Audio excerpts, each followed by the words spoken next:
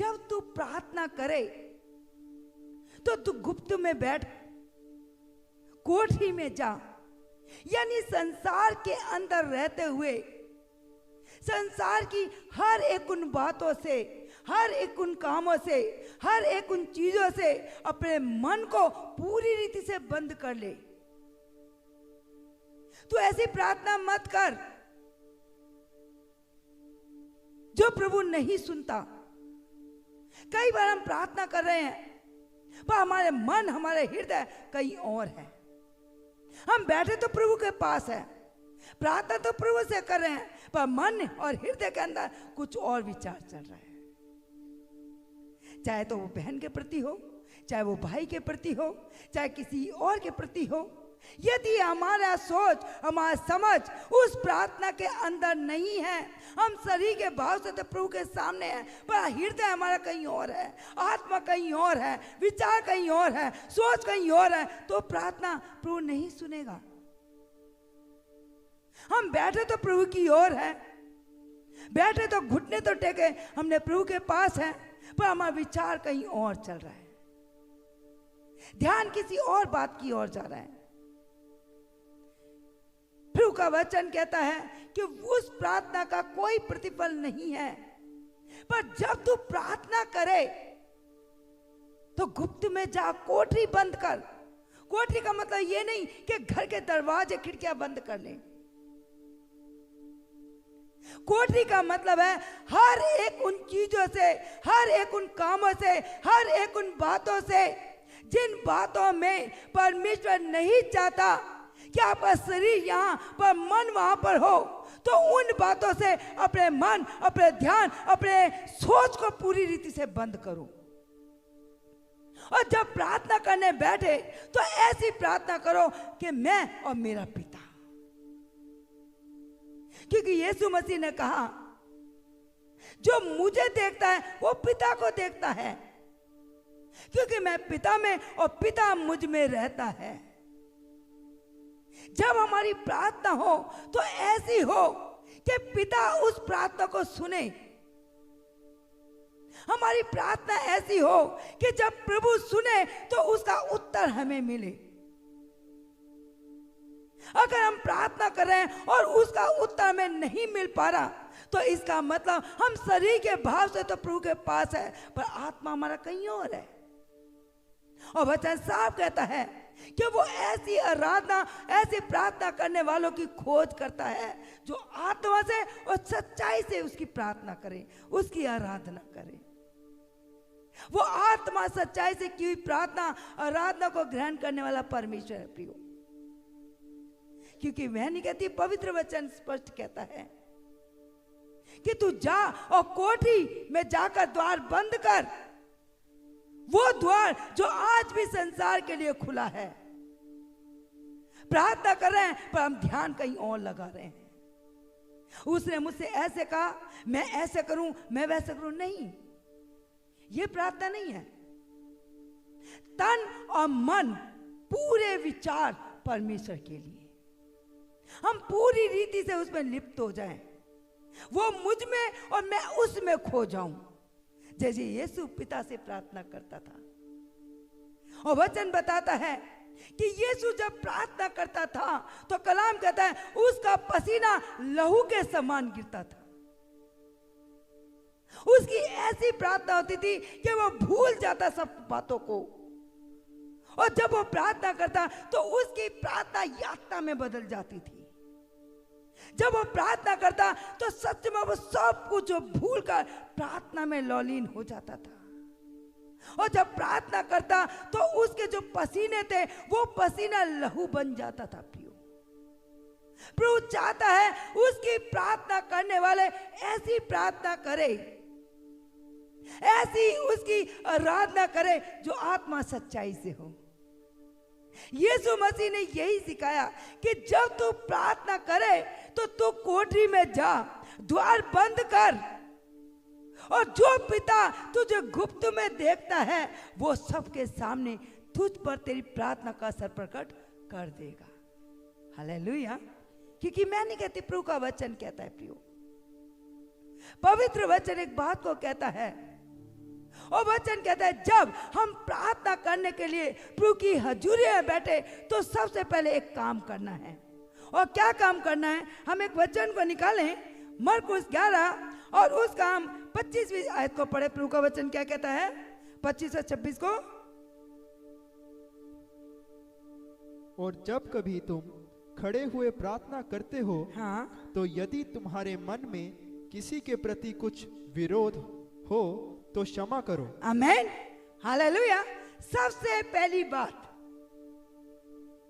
प्रभु का वचन कहता है कि जब तुम मेरे पास आते हो, मुझसे प्रार्थना करते हो, मेरी उपस्थिति में बैठे हो, तो उस समय सबसे पहले एक काम को करना है। वो काम क्या है? कि जो आपके विरोध में किसी ने भी कुछ काम किया हो, सबसे पहले उसे क्षमा कर दो। आमीन, हालेलुया। क्योंकि हम एक बोझ लेकर प्रभु की उपस्थिति में बैठे हैं। प्रभु से मांग तो बहुत कुछ रहे हैं, प्रभु से पाना तो बहुत कुछ चाहते हैं, प्रभु की उपस्थिति में तो रहना चाहते हैं, लेकिन अगर हम किसी के प्रति कुछ विरोध या कुछ भी क्रोध लेकर बैठे तो हमारी प्रार्थना प्रभु नहीं सुनेगा। क्योंकि पवित्र वचन कहता है प्रियो कि जब तू मेरी वेदी पर आए और जिस भेंट को तू मेरे लिए लेकर आया है, प्रार्थना की भेंट, आराधना की भेंट, स्तुति की भेंट, होठों से अपने बलिदानों की भेंट जब तू लेकर आया, तो पहले अपने भाई को जो तेरे विरोध में है या तू उसके विरोध में, पहले तो उससे मेल मिलाप कर ले, उसको क्षमा कर दे। जब मैं तेरी भेंट जो तू मेरी वेदी पर लेकर आया है या लेकर आई है, मैं उसे ग्रहण कर लूंगा। और यदि हम अपने भाई के प्रति कोई दुख या क्रोध में बैठे हैं और प्रभु से हे प्रभु तो कह रहे हैं, पर उसे क्षमा ही नहीं किया, उसे माफी नहीं किया, परमेश्वर के वचन के अनुसार हमने काम ही नहीं किया, तो हमारी प्रार्थना वो घृणित ठहरेगी। प्रभु उस भेंट को, उस प्रार्थना को ग्रहण नहीं करेगा। इसे पवित्र वचन क्या कहता है? और जब कभी तुम खड़े हुए प्रार्थना करते हो, यदि तुम्हारे मन में किसी के प्रति कुछ विरोध हो तो उसे क्षमा करो। आमीन, हालेलुया। बहुत मुश्किल होता है क्षमा करना, हालेलुया, बहुत मुश्किल होता है क्षमा करना, लेकिन प्रभु का पवित्र वचन एक बात को कहता है, मुझसे सीखो क्योंकि मैं मन में नम्र और दीन हूं और तुम अपने मन में विश्राम पाओगे। आमीन, हालेलुया। बहुत मुश्किल होता है सच में किसी को क्षमा कर देना। ये वचन हमें बहुत हमारे हृदय को छूता है, लेकिन जब प्रैक्टिकल हमारे जीवन में ये बातें गुजरती हैं तो उन बातों में चलना बहुत कठिन हो जाता है। इसलिए प्रभु यीशु मसीह कहता है, मुझसे सीख लो। आमीन, हालेलुया। मुझसे सीखो, मैं सिखाऊंगा कि क्षमा कैसे किया जाता है। मुझसे सीखो, मैं बताऊंगा कि किस रीति से तुम दूसरों के अपराधों को क्षमा कर सकते हो। यीशु मसीह ने खुद प्रैक्टिकल अपने जीवन में देखा है और किया भी है। जब उसके विरोध में उठ गए, जब उसके ऊपर थूका गया, उसको थप्पड़ मारे गए, कांटों का ताज पहनाया गया, भाले मारे गए और पूरी रीति से उसे क्रूस पर चढ़ाकर लहूलुहान कर दिया, उस समय भी प्रभु यीशु मसीह ने क्षमा किया। हे पिता, ये नहीं जानते कि क्या कर रहे हैं। प्रभु का पवित्र वचन कहता है, ऐसा हृदय, ऐसा मन केवल यीशु के पास था।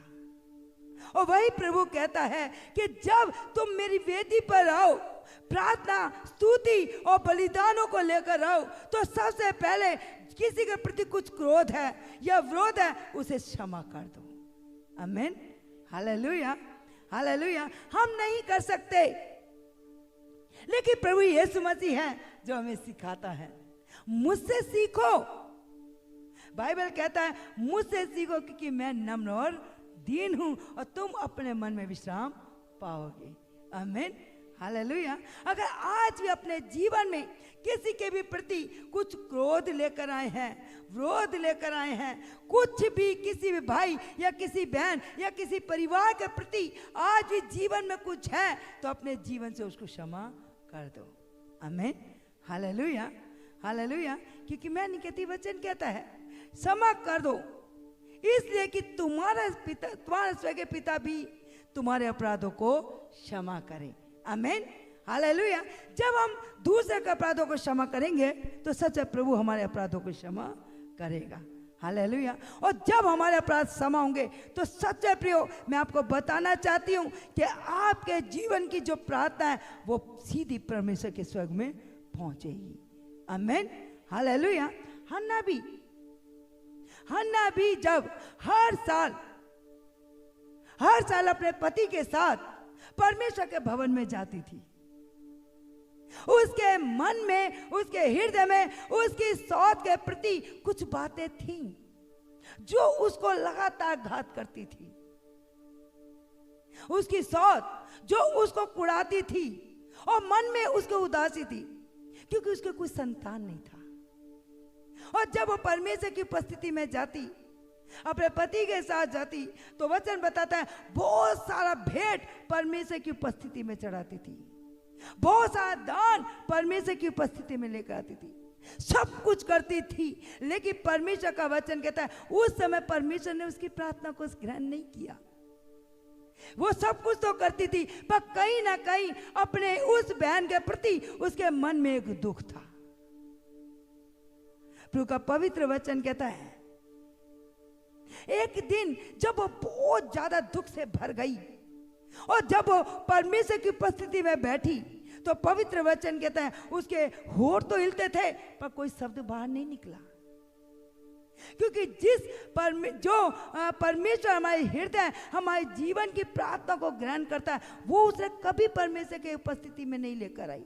लेकिन जब वो टूटे हृदय के साथ परमेश्वर के हजूरी में बैठी, परमेश्वर से प्रार्थना किया, रो रो कर गिड़गिड़ा कर प्रार्थना किया, उसके होठ हिल रहे हैं पर शब्द बाहर नहीं आ रहे, मन की यातना है, मन का दुख है, मन टूटा हुआ है, हृदय पूरी रीति से चूर है। पर उस समय जब उसे परमेश्वर की हजूरी में अपनी प्रार्थना को लेकर आई, अपने आंसुओं के साथ, टूटे हृदय के साथ, टूटे मन को लेकर आई, तो वचन कहता है कि जो परमेश्वर जो काफी सालों से उसकी प्रार्थना को सुन रहा था, देख रहा था, पर उस समय उसकी प्रार्थना ग्रहण ना की गई, पर जब उसने टूटे हृदय के साथ प्रभु की हजूरी में आई, तो वचन कहता है उसी साल परमेश्वर ने उसकी प्रार्थना को ग्रहण किया और उसकी प्रार्थना का उत्तर उसी साल में दिया। और उसका मन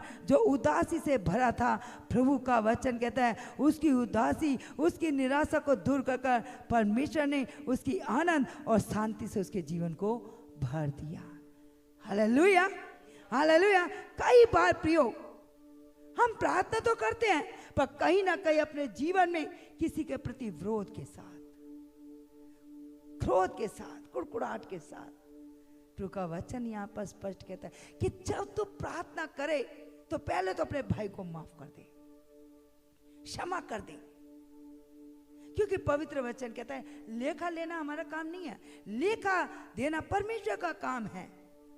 पर कई बार हम खुद क्या करते हैं, उसका न्याय बन बैठते हैं, हम खुद न्याय करना शुरू कर देते हैं। मैं भी आप ही की समान हूं, ऐसा नहीं है, मुझसे भी ये गलतियां होती है।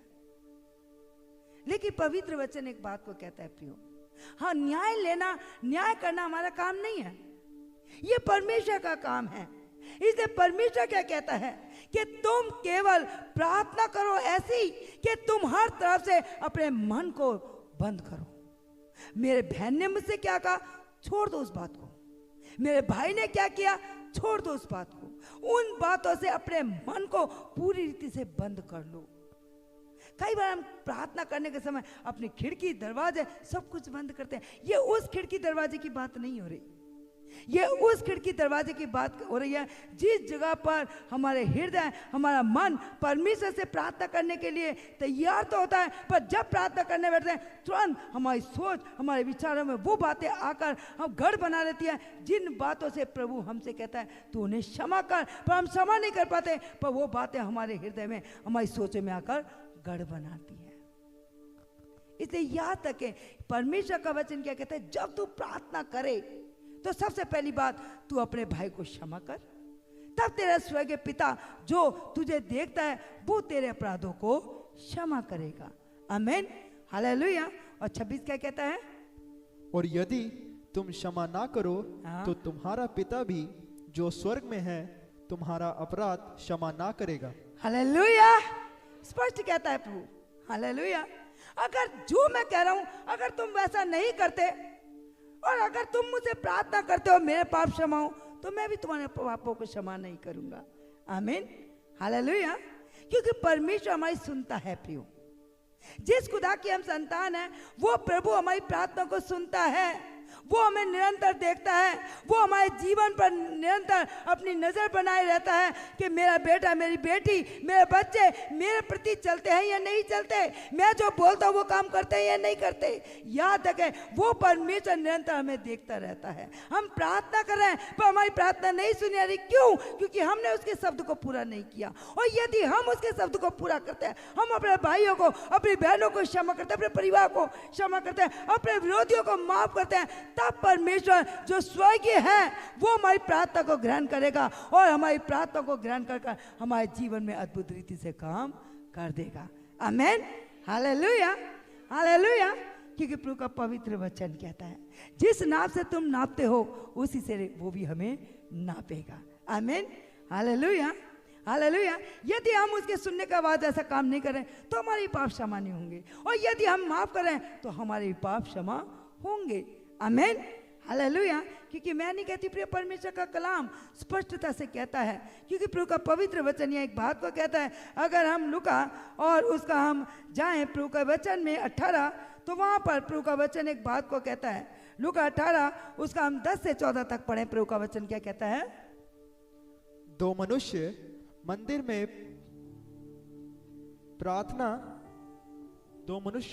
में प्रार्थना करने के लिए गए।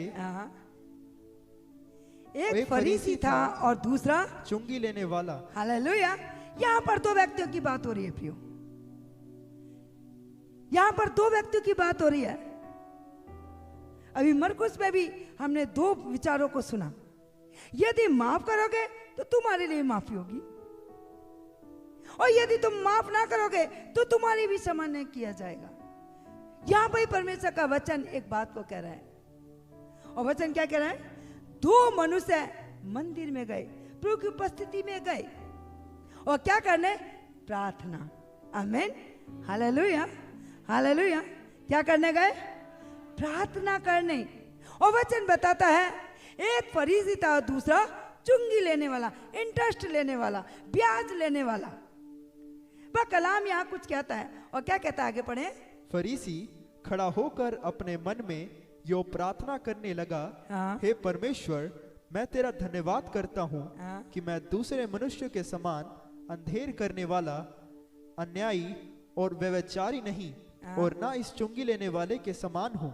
मैं सप्ताह में 2 बार उपवास रखता हूँ, मैं अपनी सब कमाई का 10वां अंश भी देता हूँ। आमीन, हालेलुया। वहां पर दो व्यक्ति हैं और क्या कर रहे हैं? प्रार्थना। हालेलुया। जीवते परमेश्वर की हजूरी में खड़े हैं, पर मन में क्या है? अपने दूसरे भाई के प्रति कड़वाहट। हालेलुया। कड़वाहट लेकर खड़ा है और कर रहा है प्रार्थना, और क्या कह रहा है? हे प्रभु, मैं इस चुंगी लेने वाले के जैसा नहीं हूं। हालेलुया। अपने आप क्या कर रहा है? न्याय, यानी अपने आप को धर्मी और दूसरों को अधर्मी। वचन बताता है कि उस व्यक्ति ने प्रार्थना किया परमेश्वर की उपस्थिति में, और क्या कहा? हे परमेश्वर, मैं इस चुंगी लेने वाले के समान नहीं हूं, मैं हफ्ता में 2 बार उपवास रखता हूं, 2 बार उपवास रखता हूं हफ्ते के अंदर, और 10वां अंश भी मैं देता हूं। वो अपने मन में इस रीति से प्रार्थना कर रहा है, अपने आप को महान, दूसरों को नीचा, अपने आप को ऊंचा और दूसरों को नीचा दिखाता हुआ। और किससे प्रार्थना कर रहा है? वो जीवते परमेश्वर के सामने। लेकिन परमेश्वर का कलाम यह एक बात को कहता है, और क्या कहता है? दूसरे ने भी प्रार्थना किया, और क्या प्रार्थना किया? परंतु चुंगी लेने वाले ने दूर खड़े होकर स्वर्ग की ओर आंखें उठाना भी ना चाहा, वरन अपनी छाती पीट पीट कर कहा, हे परमेश्वर, मुझ पापी पर दया कर। मैं तुमसे कहता हूँ कि वह दूसरा नहीं परंतु यही मनुष्य धर्मी ठहराया जाकर अपने घर गया। आमीन, हालेलुया। प्रभु का पवित्र वचन एक बात को कहता है प्रियो, एक और व्यक्ति है और वचन बताता है कि उसने अपनी नजर भी परमेश्वर के पास ना उठाई, उसने प्रभु को नजर भरकर भी नहीं देखा, पर अपनी आंखें बिल्कुल झुकाकर एक नम्रता के साथ, एक दीनता के साथ अपने आप को पूरी रीति से छोटा बनाकर उसने प्रार्थना किया। और क्या प्रार्थना किया? प्रभु का पवित्र वचन कहता है, मैं तुझसे, प्रभु का वचन यहाँ कहता है, और क्या कहता है, हम फिर से पढ़े 13 से, परंतु चुंगी लेने वाले ने दूर खड़े होकर स्वर्ग की ओर आंखें उठाना भी ना चाह, वरन अपनी छाती पीट पीट कर कहा, हे परमेश्वर, मुझ पापी पर दया कर। Hallelujah, hallelujah. मुझ पापी पर क्या कर? दया कर। क्योंकि परमेश्वर का पवित्र वचन कहता है वो दया का धनी, दया का सागर है। जब उस व्यक्ति ने अपने लिए प्रार्थना की तो सच में उसने नजर भी नहीं उठाई, पर उसने कहा, हे प्रभु, मैं पापी हूं, मुझ पर दया कर, मुझ पर दया कर। क्योंकि कलाम एक बात को कहता है प्रियो, भले ही हम संसार में रहते हुए, परमेश्वर की उपस्थिति में रहते हुए हम बहुत अच्छे अच्छे काम करते होंगे, लेकिन कहीं ना कहीं सोचों में, विचारों में, कामों में ना चाहते हुए भी कई बार हमारे जीवन से वो पाप हो जाता है, गलती हो जाती है, गुनाह हो जाता है। लेकिन प्रभु का कलाम एक बात को कहता है प्रियो, यदि हम अपने पापों को मान ले तो सच में उसका पवित्र लहू हमें धोने में विश्वास योग्य और धर्मी है। उसका पवित्र लहू हमारे हर एक अपराधों को क्षमा करने में धर्मी है। इसलिए यहाँ तक कि संसार में रहते हुए बहुत बार हमसे चूक हो जाती है, बहुत बार गलती हो जाती है, बहुत बार गुनाह हो जाता है, बहुत बार हमारे मुंह से वो शब्द निकल जाते हैं जो प्रभु हमारे मुंह से सुनना नहीं चाहता। कि प्रभु का पवित्र वचन कहता है, एक ही टूटी से हम मीठा पानी और उसी टूटी से खारा पानी नहीं निकल सकते। लेकिन कई बार ना चाहते हुए भी हमारे जीवन से ऐसी बातें हो जाती है। लेकिन पवित्र वचन एक बात को कहता है प्रियो, और पवित्र वचन कहता है यदि हम अपने पापों का अंगीकार करते हैं, हाँ प्रभु मुझसे पाप हुआ, मुझसे गलती हुई, मैंने वो काम किया जो तेरी इच्छा के विरुद्ध है, तो प्रभु का वचन कहता है वो हमारी गलतियों को क्षमा करता है। हम कहे हमने तो कुछ पाप ही नहीं किया तो हम घमंडी हैं। हालेलुया। मैं नहीं कहती, वचन कहता है, वचन स्पष्टता से कहता है। अगर हम यहेजकेल में भी जाते हैं तो प्रभु वहां भी यही बात बताता है। प्रभु का वचन साफ कहता है कि सच में परमेश्वर ने क्रोध में आकर, जलजलाहट में आकर काम किया। यीशु मसीह ने भी, जब प्रभु का वचन बताता है कि परमेश्वर के भवन में जब कबूतर बेचने वाले और मेमने बेचने वाले बैठे थे, वहां पर परमेश्वर के भवन को उन्होंने पूरी रीति से एक व्यापार का घर बना दिया, तो वहां पर यीशु मसीह को भी क्रोध आया है। वो क्रोध सच में प्रभु का वचन बताता है, वो क्रोध कोई उसके अपने लिए नहीं, परमेश्वर के प्रति उसे क्रोध आया कि परमेश्वर के भवन को तुमने क्या बनाकर रख दिया। क्या तुम नहीं जानते कि परमेश्वर का भवन प्रार्थना का भवन है, पर तुमने इसे डाकों की खो बना दिया है। Hallelujah, hallelujah. यीशु मसीह को भी क्रोध आया है, पर प्रभु का पवित्र वचन कहता है क्रोध तो करो पर पाप मत करो।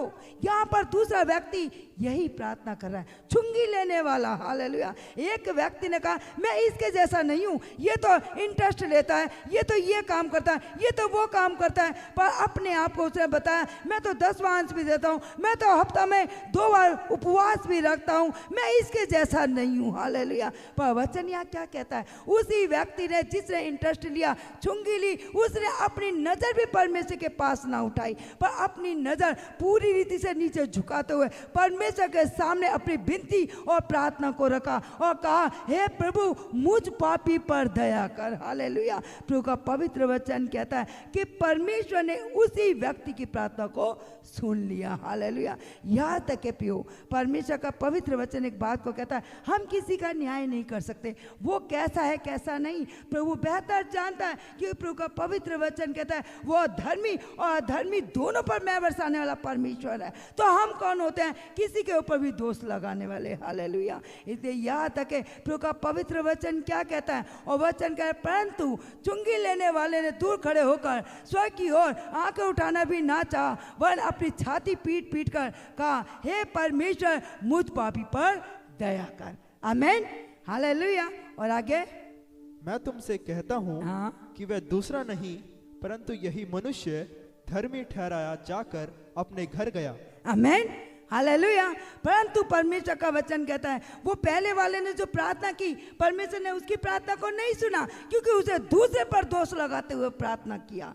ये वचन यही बताता है। प्रभु का वचन कहता है कि जब तुम प्रार्थना करो तो किसी के प्रति कुछ विचार मत सोचो, किसी के प्रति कुछ मत अपने जीवन में लेकर आओ। परमेश्वर सबका लेकर देने वाला परमेश्वर है। इसलिए परमेश्वर का वचन कहता है कि तू जा, गुप्त में जाकर प्रार्थना कर, तेरा पिता जो तुझे गुप्त में देखता है वो उसका प्रतिफल देगा। आमीन। हालेलुया। पहले की प्रार्थना की प्रतिफल उसे नहीं मिला, क्योंकि वचन कहता है वो अपना प्रतिफल पा चुका। बहुत बड़ी बड़ी बातें उसे प्रार्थना में कह दिया, बहुत बड़ी बड़ी बातें उसे परमेश्वर के सामने रख दिया। लेकिन परमेश्वर का वचन कहता है वो पहले की प्रार्थना परमेश्वर ने ना सुनी, पर यही दूसरा व्यक्ति जिसने अपनी आंखें परमेश्वर की ओर भी ना उठाया, पर अपनी प्रार्थना परमेश्वर के सामने रखा और कहा, मैं पापी हूँ, मैं गुनहगार हूँ, और परमेश्वर ने उसी के पापों को क्षमा किया। पहले की प्रार्थना को ना सुना, पर इस दूसरे की प्रार्थना सुनी गई। हालेलुया।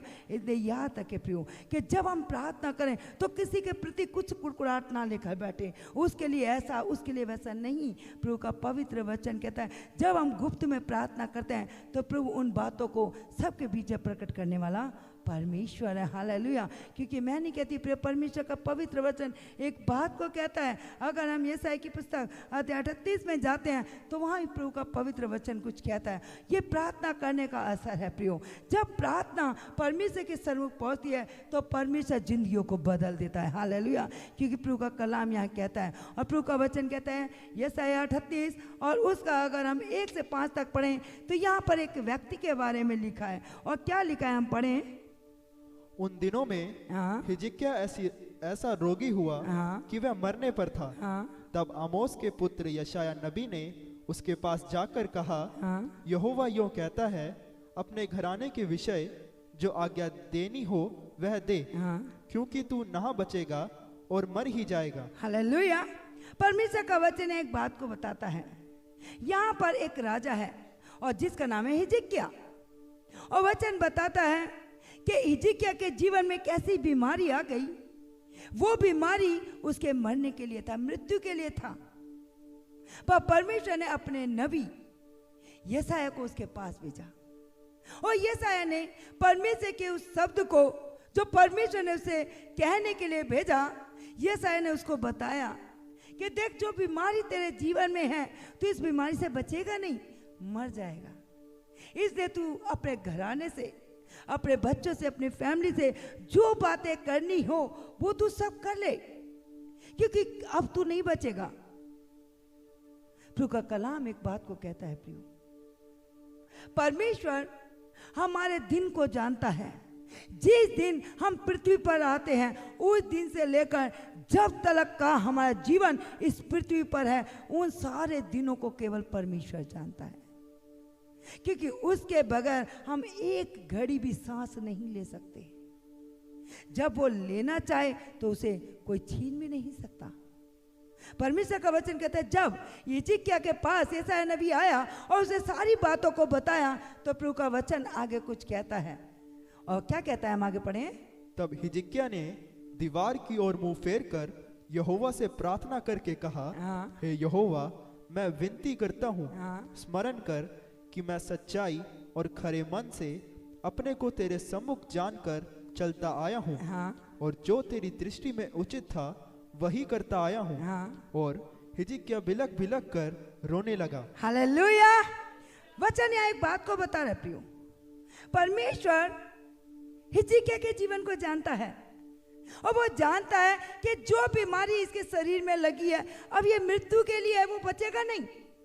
इसलिए हिजकिय्याह के पास उसने यशायाह नबी को भेजा और कहा कि उसे बता दे कि वो अपने परिवार से, अपने मन, अपने हृदय की सारी बातों को बोल दे, ताकि उसकी फैमिली उसके जाने से पहले अपने आप को संभाल सके। कहां पर क्या काम करना है, कैसे करना है, वो सारी बातों को बता, ताकि वो अपनी फैमिली को बिठाकर उन सब बातों को उनसे वर्णन कर सके। लेकिन प्रभु का वचन कहता है हिजकिय्याह के पास जब ये संदेश आया है तो हिजकिय्याह अपने परिवार के पास नहीं गया। हिजकिय्याह ने अपने परिवार को अपने पास नहीं बुलाया। हिजकिय्याह ने उन बातों का वर्णन नहीं किया कि मैं इस दुनिया से जाने पर हूं। उसने कुछ अपनी फैमिली से ना कहा, वरन वो परमेश्वर की उपस्थिति में बैठ गया, प्रभु के सामने घुटने टेके, प्रभु से प्रार्थना किया, प्रभु के सामने आंसू बहाए, प्रभु के सामने गिड़गिड़ाया, प्रभु के सामने बैठकर उसने अपने हृदय के पूरी रीति से खोलकर अपने जीवन की सारी बातों को उसके सामने रख दिया और कहा, हे परमेश्वर, तू याद कर, तू स्मरण कर कि मैं सच्चाई से तेरे सम्मुख चलता आया हूं और खरे मन से अपने को तेरे सम्मुख रखा है।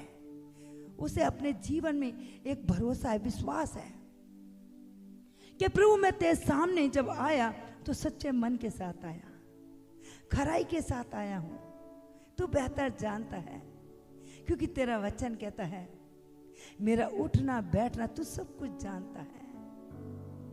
क्योंकि वचन में भी लिखा है कि जिस समय हम अपनी माता के पेट में अंश संस्कार कर बने थे, उस समय तू बेहतर जानता है मेरे एक एक अंग को तूने बनाया है, तुझसे कुछ भी तो नहीं छिपा है। हिजकिय्याह ने अपने मन की सारी उन गुण बातों को जो उसके मन हृदय में चल रही थी, वो सब बातें परमेश्वर के सामने खोल दिया, परमेश्वर की उपस्थिति में बैठ गया और आंसुओं को बहाया, गिड़गिड़ाया, रोया। उसने अपने परिवार को बुलाकर अपनी उन बातों को नहीं बताया कि मैं मरने पर हूं, इसलिए तुम मेरी इन इच्छाओं को पूरा करना, मेरे इन कामों को पूरा करना, तुम ऐसे जीवन बिताना, तुम वैसे जीवन बिताना, कुछ नहीं कहा।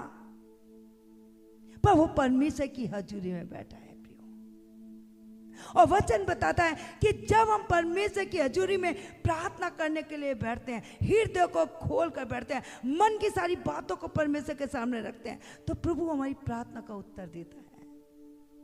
जब हिजकिय्याह परमेश्वर की उपस्थिति में बैठा तो उसने अपने मन की सारी बातों को बोल दिया और उसने कहा, प्रभु तू जानता है मैं पूरी शुद्ध मन से तेरे पास आया हूं,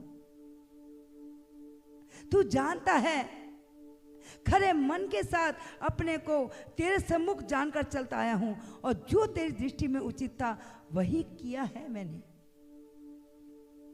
मैंने वही किया है जो तू मेरे जीवन में देखना चाहता था, मैंने वही किया है जो तू मेरे जीवन में चाहता था कि मैं तेरे लिए करूं।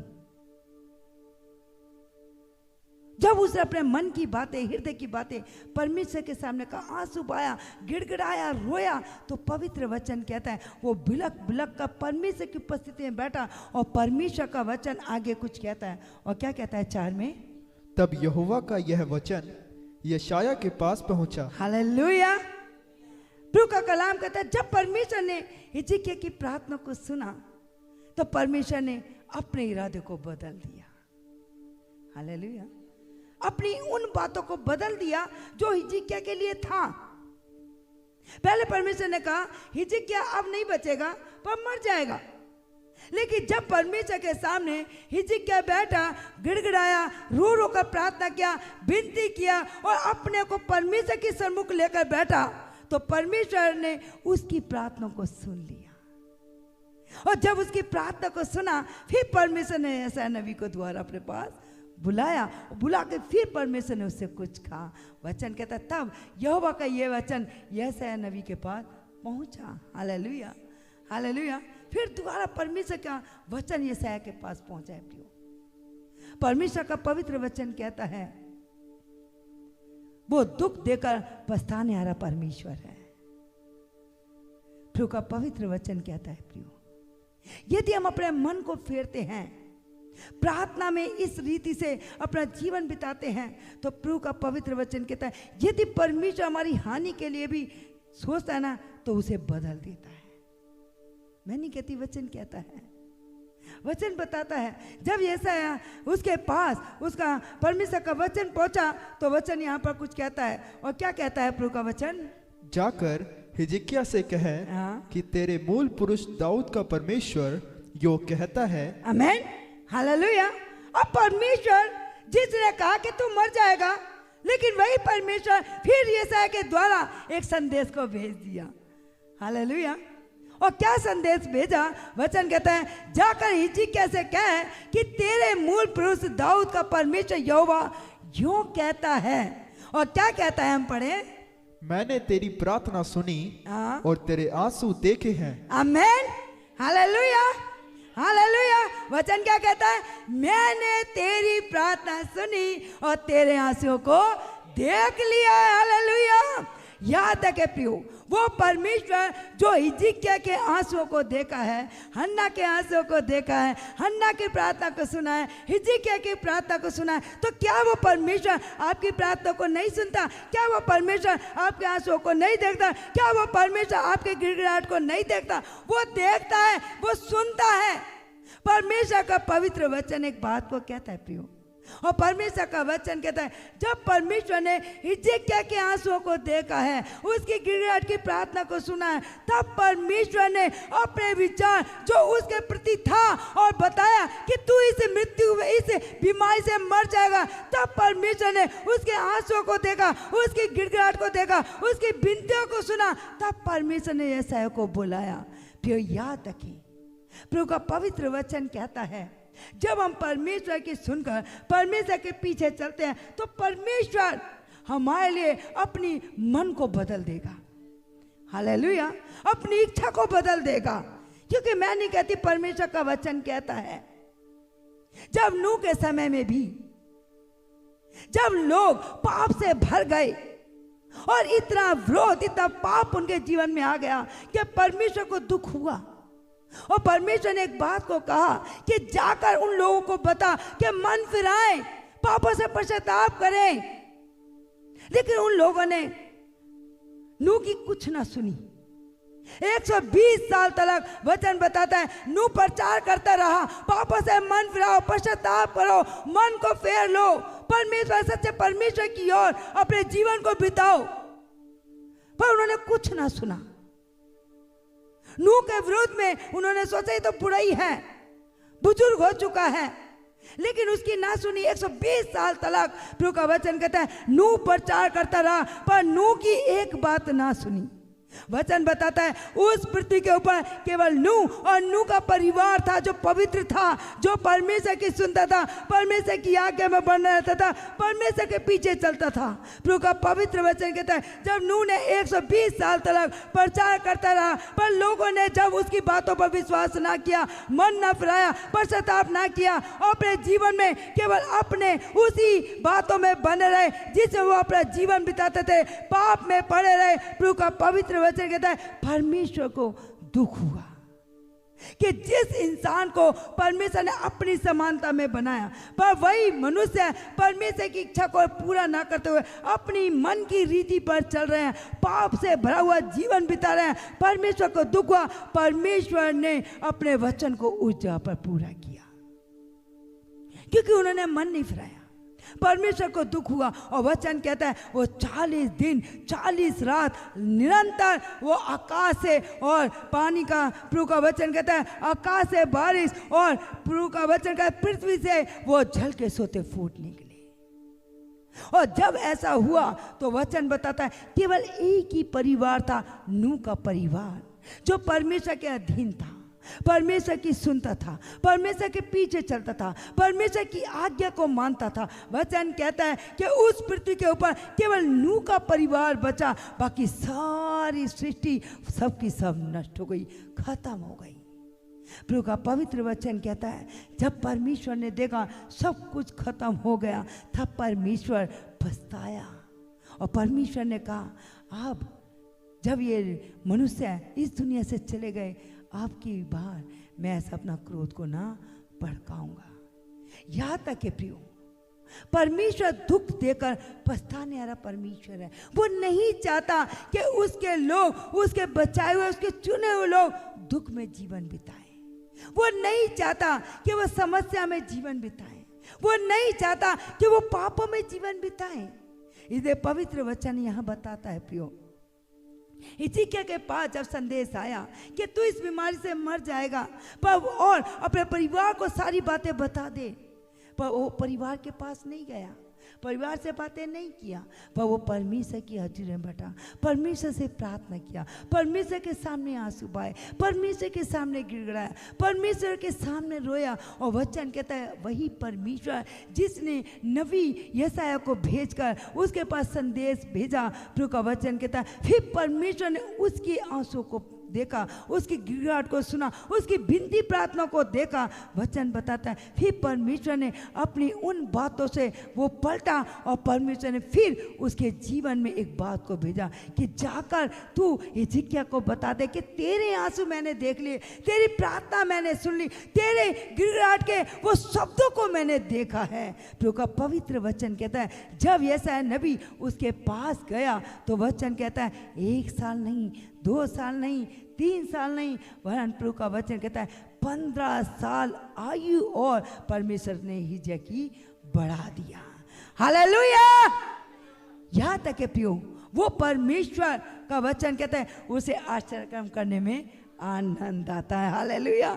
अभी तक तो वो क्या कह रहा था कि ये मर जाएगा, पर जब उसकी आंसू को देखा, उसकी प्रार्थना को सुना, उसकी गिड़गिड़ाहट को देखा तो परमेश्वर दया से भर गया, क्योंकि वो दया का धनी है, वो दया का सागर है। वो नहीं चाहता कि उसका कोई भी बेटा बेटी नाश हो जाए, वो नहीं चाहता कि कोई भी उसका बेटा बेटी उसके वचन के विपरीत चला जाए। प्रभु का पवित्र वचन कहता है वो हर एक को पश्चाताप का एक अवसर देता है, वो हर एक की प्रार्थना और विनतियों को सुनता है, हर एक के वो आंसू को देखता है और उन आंसुओं को वो कुप्पी में रखता है ताकि उचित समय पर उसका उसे प्रतिफल दे सके।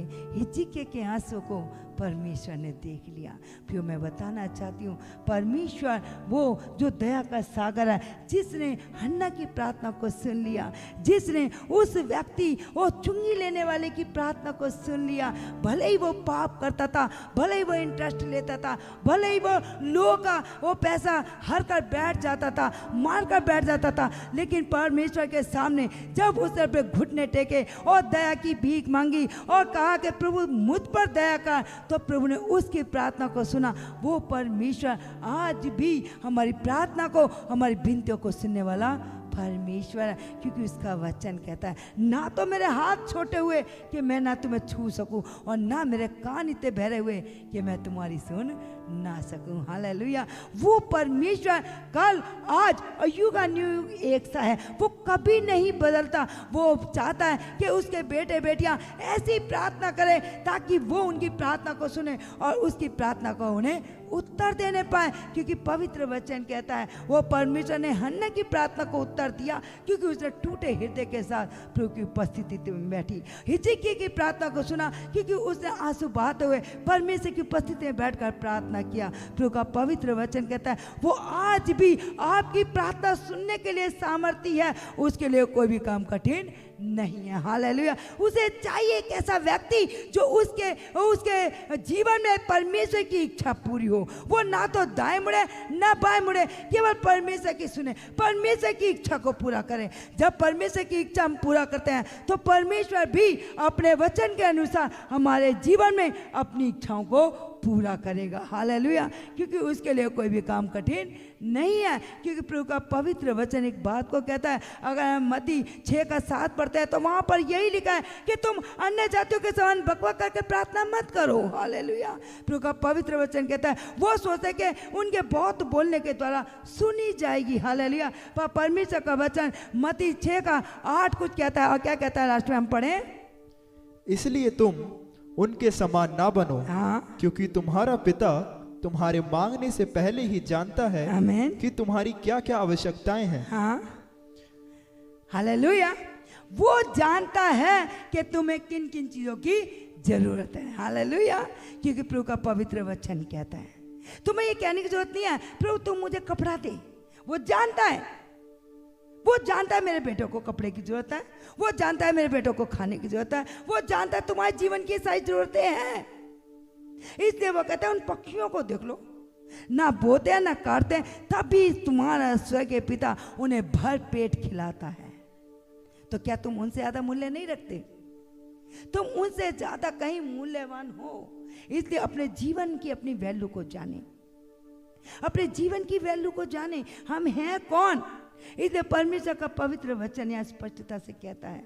और प्रभु का वचन क्या कहता है, अगर हम मत्ती 7:11 पढ़ें तो हम प्रभु का वचन कुछ कहता है। और वचन क्या कहता है, हम पढ़ें, अतः जब तुम बुरे होकर अपने बच्चों को अच्छी वस्तुएं देना जानते हो, तो तुम्हारा स्वर्गीय पिता अपने मांगने वालों को अच्छी वस्तुएं क्यों ना देगा। आमेन।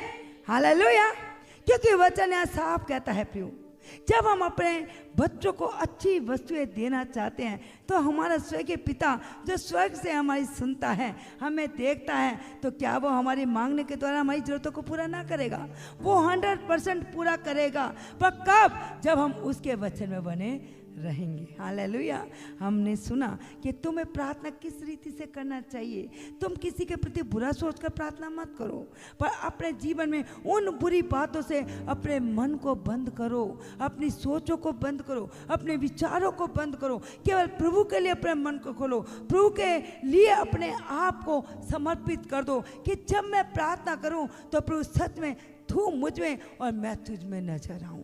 जब मैं तुझसे प्रार्थना करूं तो हम ऐसे लिप्त हो जाएं कि हम किसी और की ना सुने।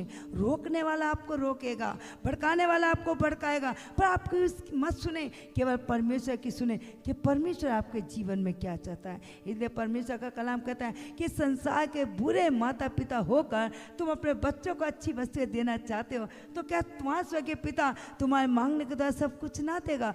वो सब कुछ देगा। वो देने के लिए सामर्थ्य है, क्योंकि उसका वचन कहता है वो परमेश्वर ने सारा अधिकार मुझे और आपको दिया है। प्रभु का कलाम लास्ट में कुछ कहता है। और मत्ती में अगर हम वापस आए तो वहां पर प्रभु का पवित्र वचन एक बात को कहता है प्रियो। और पवित्र वचन क्या कहता है, हम 6:31 से पढ़े 33 तक प्रभु का कलाम क्या कहता है, इसलिए तुम चिंता करके यह ना कहना कि हम क्या खाएंगे या क्या पिएंगे या क्या पहनेंगे, क्योंकि अन्य जातीय इन सब वस्तुओं की खोज में रहते हैं, पर तुम्हारा स्वर्गीय पिता जानता है कि तुम्हें इन सब वस्तुओं की आवश्यकता है।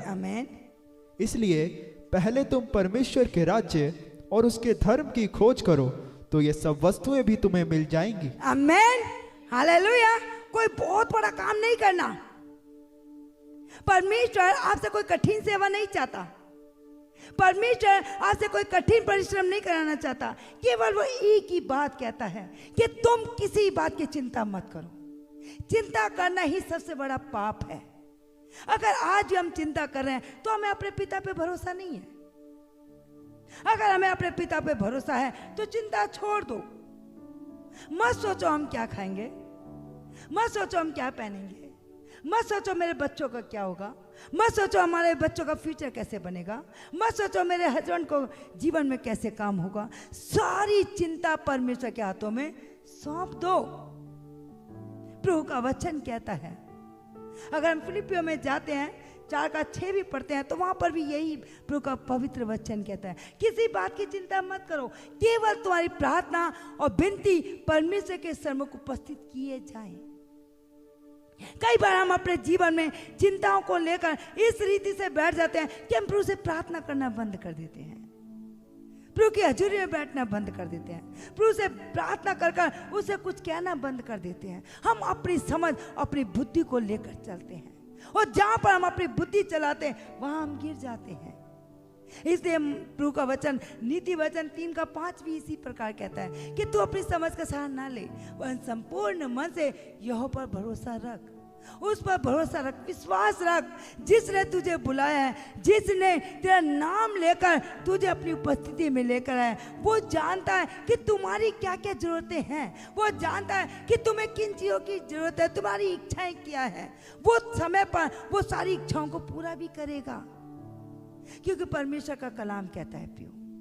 प्रभु का पवित्र वचन आज एक और बार मुझसे और आपसे कहता है, यदि आज भी हम अपनी चिंताओं में बैठे हैं, आज भी अपने जीवन में कुछ बातों को लेकर आए, तो आज प्रभु के हाथों में सौंप दें। मत करें किसी बात की चिंता, मत करें कोई सोच विचार, क्योंकि हन्ना जब तक अपने जीवन में चिंता में बैठी रही, विचारों में बैठी रही, तब तक उसकी प्रार्थना परमेश्वर के सन्मुख ना पहुंची। लेकिन जब उसे मन फाड़कर हृदय, टूटे हृदय के साथ प्रभु के सन्मुख बैठी, तो परमेश्वर ने उसी साल उसकी सुधि ली और एक अच्छा वरदान उसको दे दिया। परमेश्वर का वचन कहता है, जो उसने मांगा परमेश्वर ने उसे वही दिया। परमेश्वर का वचन कहता है, हिजकिय्याह को जीवन की जरूरत थी, परमेश्वर ने उसकी 15 साल आयु बढ़ा दी। आज परमेश्वर आपके जीवन की हर एक जरूरतों को जानता है। मैं नहीं जानती आपके जीवन में क्या क्या इच्छाएं हैं, लेकिन परमेश्वर आपकी इच्छाओं को बेहतर जानता है। आप अगर कुछ भी सोच कर आए हैं, तो आप विश्वास कर लें कि आपकी प्रार्थना परमेश्वर ने सुना है, और परमेश्वर आपकी इच्छाओं को भी पूरा करने जा रहा है। आमीन, हालेलुया। क्योंकि वो कहता है कि अपनी सारी चिंता मुझ पर डाल दो, मुझे तुम्हारा ध्यान है। मेरे बेटे के लिए क्या करना है, मेरी बेटी के लिए क्या करना है, उनके बच्चों के लिए क्या करना है, उनके हस्बैंड के लिए क्या करना है, उनके कारोबार के लिए क्या करना है, उनके बिजनेस के लिए क्या करना है, उनकी जॉब में क्या करना है। हर एक चिंता, अगर छोटी से छोटी, बड़ी से बड़ी चिंताओं को आज लेकर आए, तो आज परमेश्वर के हाथों में सौंप दें। और अन्य जातियों के समान और लोगों के समान ये ना सोचें कि मेरा क्या होगा, क्योंकि उनको समझाने वाला, उनको बताने वाला, उनको कहने वाला कोई नहीं, पर आपका स्वर्गीय पिता आपके साथ है, जिसने आपका नाम अपनी हथेली पर खोद कर रखा है। वो आपके बारे में बेहतर जानता है। वो जानता है मेरी बेटी को जरूरत है, वो जानता है मेरे बेटे को जरूरत है। इसलिए प्रभु का पवित्र वचन यहाँ लास्ट में कहता है, और प्रभु का पवित्र वचन इस प्रकार से कहता है, क्योंकि अन्य जाति इन सब वस्तुओं की खोज में रहते हैं, पर तुम्हारा स्वर्गीय पिता जानता है कि तुम्हें इन सब वस्तुओं की आवश्यकता है। इसलिए पहले तुम परमेश्वर के राज्य और उसके धर्म की खोज करो। आमीन, हालेलुया। उसके वचन की खोज करो, उसके धर्म की खोज करो कि वो हमारे जीवन में क्या चाहता है।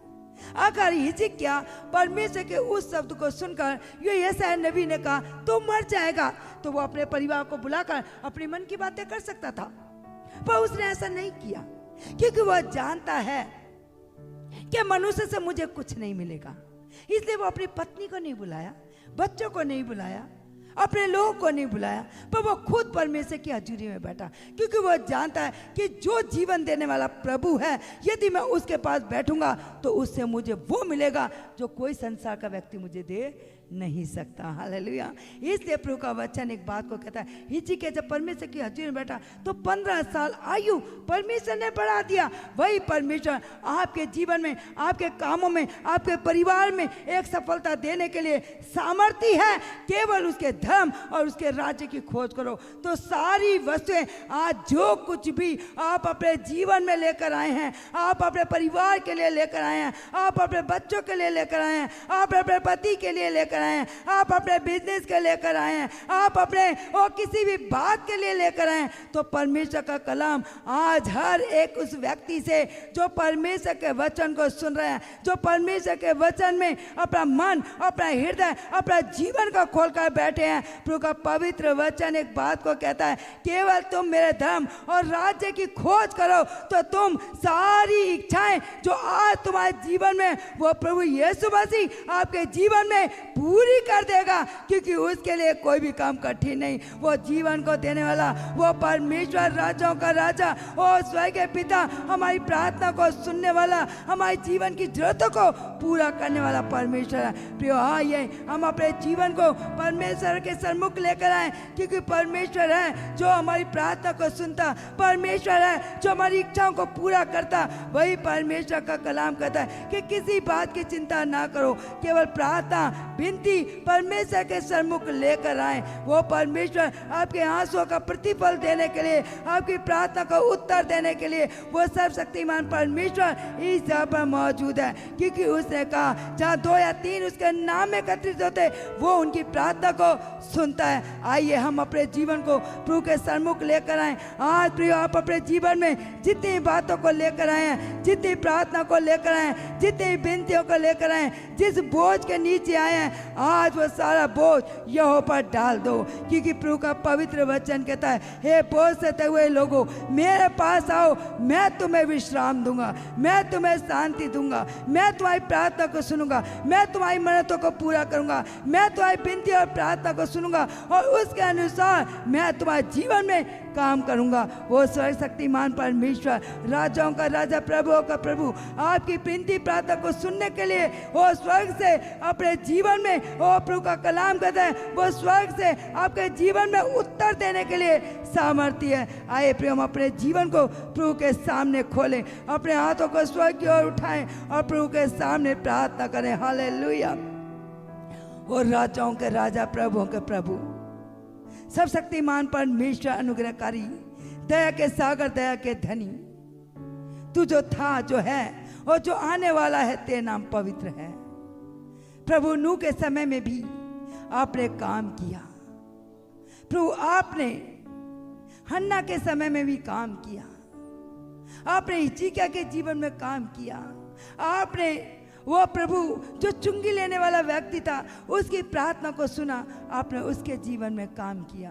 प्रभु, आप हर एक व्यक्ति के जो सच में अपने जीवन को आपके लिए खोल रहा है प्रभु, आप उनके घर, आप उनके मन, आप उनके जीवन में काम करने वाले परमेश्वर हैं। यदि आज कोई बीमारी में, समस्या में, तकलीफों में है, यदि आज कोई कर्जे में आज अपने जीवन को लेकर आपके सरमुख बैठा है, यदि आज कोई अपने जीवन में कोई पाप कर रहा है और अपने जीवन को प्रभु तेरे सरमुख लेकर आए, अपने पापों का अंगीकार करता है, प्रभु आप उन्हें क्षमा कर दे, आप उन्हें क्षमा कर दे प्रभु, क्योंकि आपका पवित्र वचन कहता है राजा कि तुम्हारे पाप कैसे भी रंग के क्यों ना हो, पर आप अपने लहू के द्वारा वो हिम के समान श्वेत करने वाला परमेश्वर प्रभु, पवित्र परमेश्वर। हम प्रार्थना करते हैं राजा, जितने भी तेरे बेटे बेटियां आपको देख रहे हैं, आपको सुन रहे हैं प्रभु, उनकी प्रार्थना को आप सुने प्रभु, आप पिता स्वर्ग से आप उन्हें उत्तर दें प्रभु, क्योंकि आपका कलाम कहता है पवित्र परमेश्वर खुदावन, जब आप काम करने चाहे तो कोई भी आपको रोक नहीं सकता है प्रभु।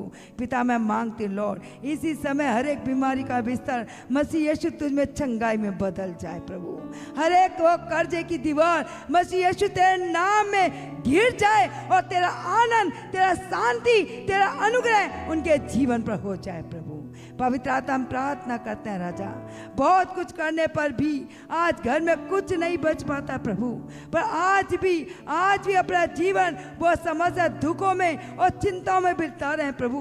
तो मैं प्रार्थना करती हूँ राजा, उनके जीवन पर तेरा पवित्र परमेश्वर दया वाला हाथ बढ़ा प्रभु, ताकि वह तेरे धर्म और राज्य की खोज करे प्रभु, क्योंकि तेरा पाक का वचन कहता है पिता प्रभु, छोड़ चोरी करने, घात करने, नष्ट करने आया, परंतु अब जीवन दे रहे और बहुतायत का जीवन देने आए प्रभु। हम मांगते हैं लॉर्ड इस समय प्रभु, पिता तेरी दया वाला हाथ उनके ऊपर आ जाए प्रभु, उनके ऊपर आ जाए प्रभु, ताकि उनका दुख, उनकी समस्या, उनकी परेशानी, उनकी तकलीफें जो आज उनको दबाती है मसीह यीशु, वो पूरी रीति से तुझ में शिफा पाए, चंगाई पाए, छुटकारा पाए, आजादी पाए और उनका जीवन मसीह यीशु पूरी रीति से तेरी शांति से और तेरी दया से भर जाए। प्रभु पवित्र आत्मा हम तेरे हाथों में तेरे हर एक बेटे बेटे के जीवन को समर्पित करते हैं पिता।